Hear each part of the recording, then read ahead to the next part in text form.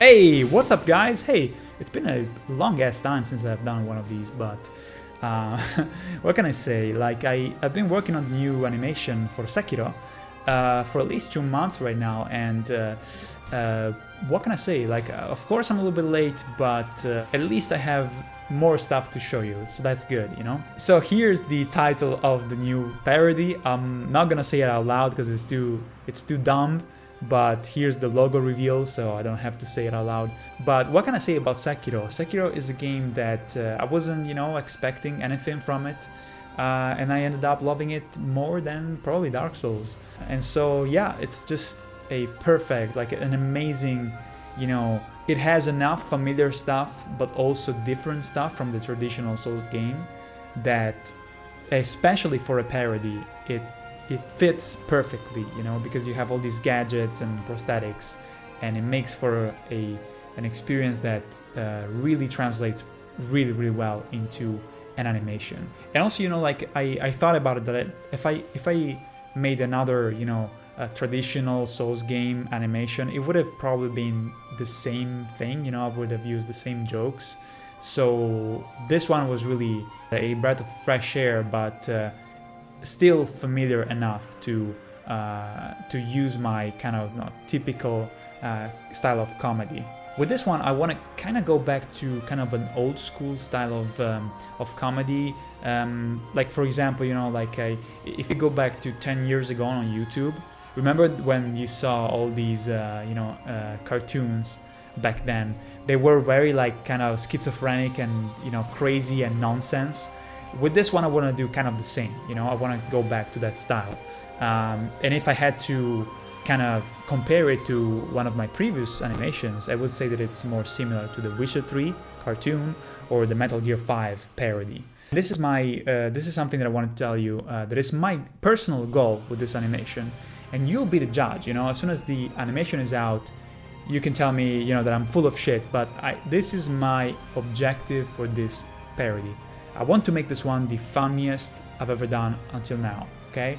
So you'll be the judge when it's out, okay? But this is generally my goal. I'm gonna do my very best to achieve this, okay? So let's talk about the length of the animation. Well, I said, before that I wanted to make a short parody for Sekiro, but I tried so fucking hard to shave, stuff that was not necessary, but there's too much shit that it's funny, so I feature all the main bosses, of course, and maybe not all of the mini bosses, only the ones that are more memorable, and of course, I'm gonna feature basically all the prosthetics except from the upgrades that are not really necessary to me. So yeah, like this animation is gonna be probably around 20-22 minutes, just like usual, but it's okay, it's okay because I had a lot of fun, drawing the storyboards, and I'm having fun right now animating, and I'm probably like already halfway through the rough animations on the digital. So yeah, I've done a lot of work already, and it's pretty awesome and encouraging. But here's the problem though, because this is the storyboard for the whole animation. It's like 15 pages, okay? And these are gonna be available to my patrons, by the way. But the problem is that usually, I don't know, like season 9 was 13 pages of storyboards. This one is 15. So you're like, shit, like this is gonna come out like in 2021, No, not really, because, like I said, there's more action. So each one of these little squares where I draw, on the storyboard, they're like single, movements, So there's more pages because of the action-oriented style of Sekiro itself, But actually, I think this animation could be one of my fastest that I'm gonna be releasing, despite everything, and I'm gonna tell you why right now. With this animation, I wanna go back to an old school style of anime. I wanna make it more anime, that's right. And to do that, I rewatched some of my favorite animes from the 90s, like for example, Evangelion, Trigun, Cowboy Bebop, or even Master Mosquito, which is probably not very popular, but it's a great anime, or Ninja Scroll. Ninja Scroll is an anime from 1993, which is like, it's basically like Sekiro, and it's just perfect, you know. It's amazing, and it's so well animated. So I want to go back to that vibe, you know.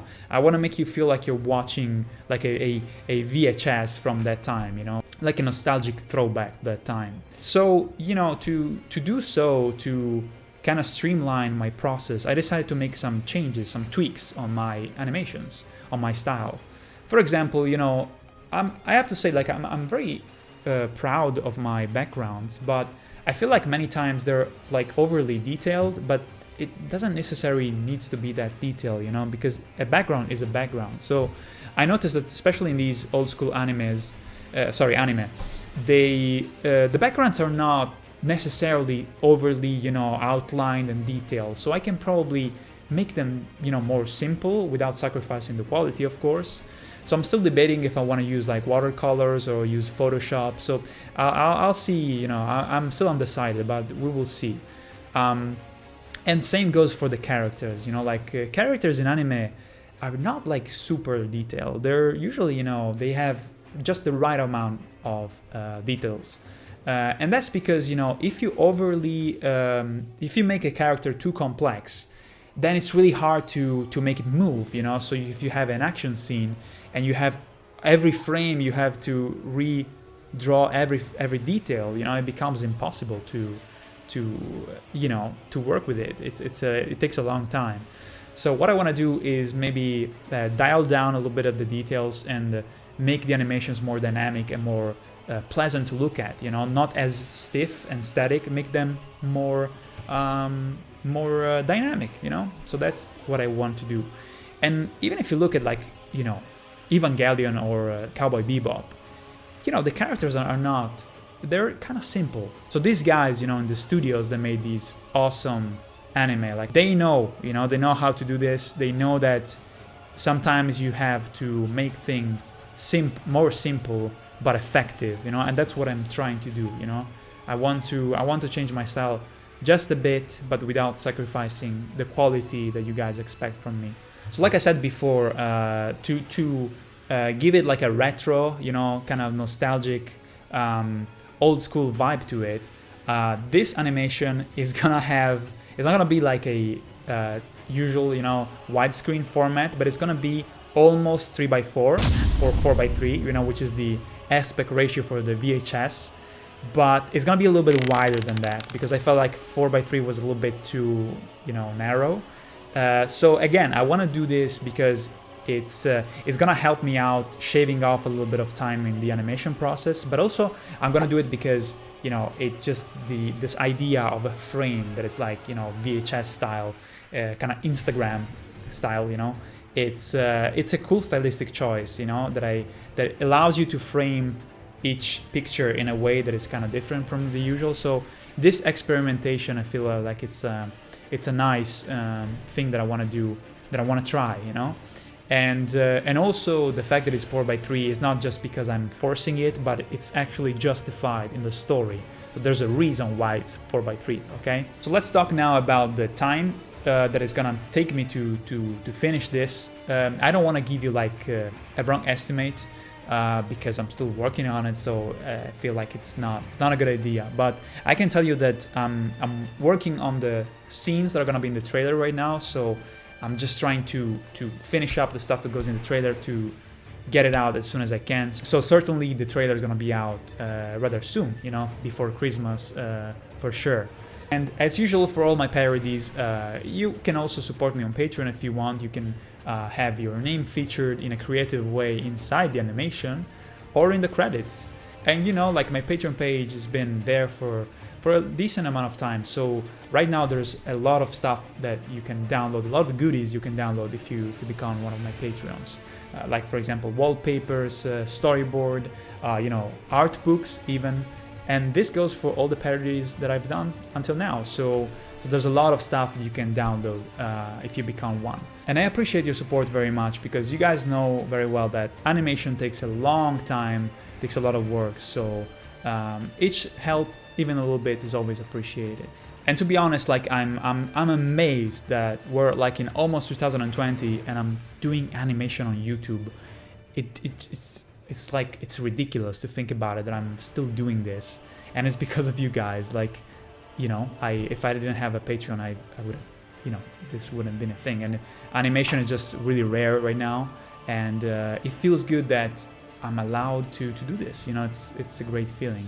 But let me say one thing though that I want to be clear. If you're like a student or if you're young, don't become a patron, okay? Keep the money for yourself, for your, you know, passions and stuff. But if you have a stable income and you want to help me out, I'll be happy to have you, okay? But again, if you're young, please keep the money for yourself and your passion. Because, you know, I still appreciate you for watching these cartoons and sharing it. Also, I'm gonna be animating Sekiro on Twitch. So I'm gonna leave a link in the comments below. So you can, if you want, you can follow me and, you know, join us where I'm gonna be animating, and there are not gonna be any spoilers. Let me say that again, no spoilers, okay? So you can watch these animation streams without being worried of getting spoiled.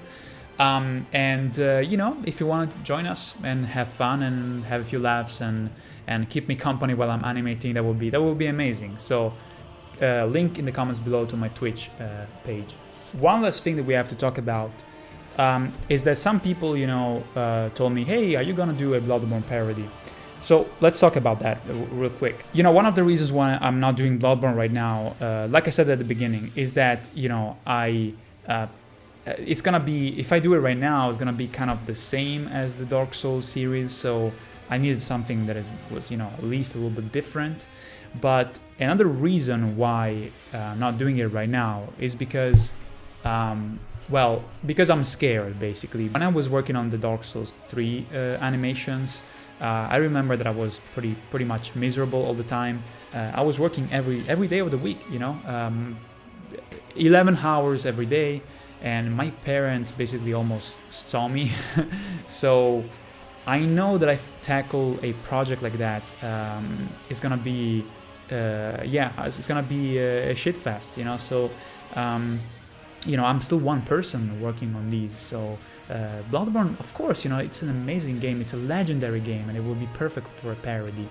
But being a massive game with a lot of content, it's just so scary, you know, to take on a project like that for me.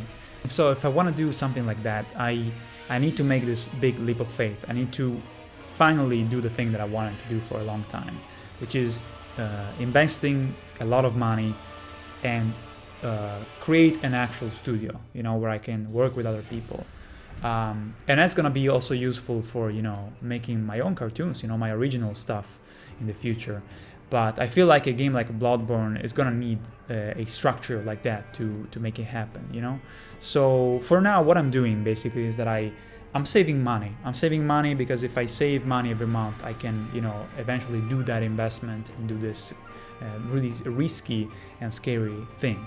But also, if, you know, the channel, the Patreon grows more, you know, that's also gonna allow me to achieve that. So the point is that I'm not, you know, I'm not keeping Bloodborne as a hostage, basically. It's not that I'm saying, it would be pretty douchey to me to say, hey, I'm gonna do Bloodborne only if I reach a certain amount. No, that's not what I'm trying to say. Because even if I get more supporters, that doesn't mean automatically that I'm gonna do Bloodborne. I'm saying that I'm, you know, if more success happens, I will be pretty happy, you know. But even if it doesn't happen, it's okay, you know. As I am right now, I'm happy because I can pursue my passion, you know. I can pay for, you know, the hours that I put in these animations, and I can pay some small collaborations and the voice actor, and it's fine, you know, it's fine. But if more success comes, more supporters come in, you know, some more opportunities are gonna be open for me, and that's good, you know. But if it doesn't happen, I'm fine as I am right now. So yeah, that's my thought process, you know. Like big projects are something that's really hard to tackle for a single person. I made many sacrifices in the past, but I don't want to go back into that madness because it was really madness. And so yeah, I hope you guys understand my thought process, and I'm really hyped for the Sekiro parody. I'll see you around, guys, and thank you so much for watching this video. Bye bye.